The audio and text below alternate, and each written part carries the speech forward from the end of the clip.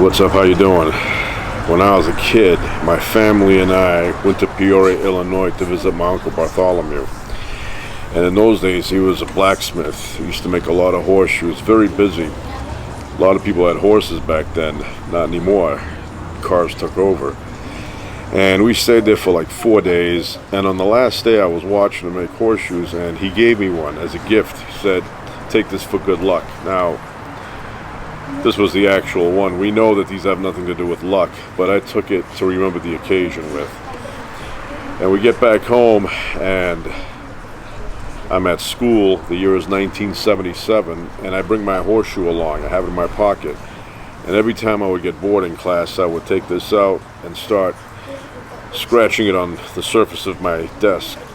It would make noise, and the teacher would get annoyed.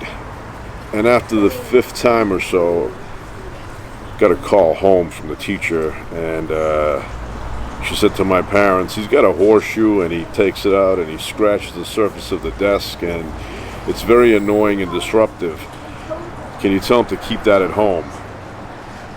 So they talked to me, and I took it to school again the next day, and I started doing the same thing, making noise with it. So then I got in trouble. They sent me down to the principal's office and gave me a little talk. So it just so happens that that weekend we were going to Maine, a place called Garland, Maine, and we ended up leaving early in the morning Saturday, and we get to Garland, Maine, and there was a little cottage up there that we were staying at for the weekend.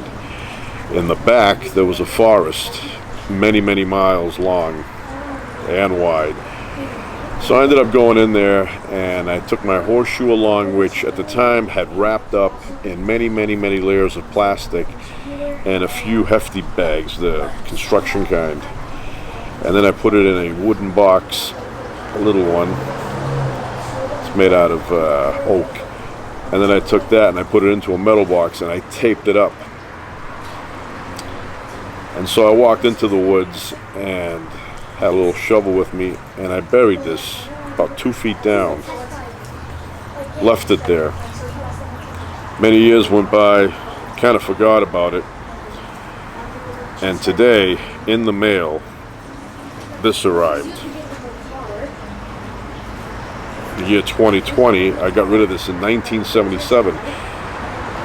And I know this is mine because it has my initials carved in the top here. So I have no idea. I didn't put an address in there, and who would find this? Who would find this buried in the middle of nowhere? Now, had I put an address in there and they were doing a construction site there, digging up the place, maybe then they'd mail it to me. But then again, I don't live in the same place I lived in 1977. So nobody really knows how this got to me. But I'm keeping it. It's a good memory and a good mystery.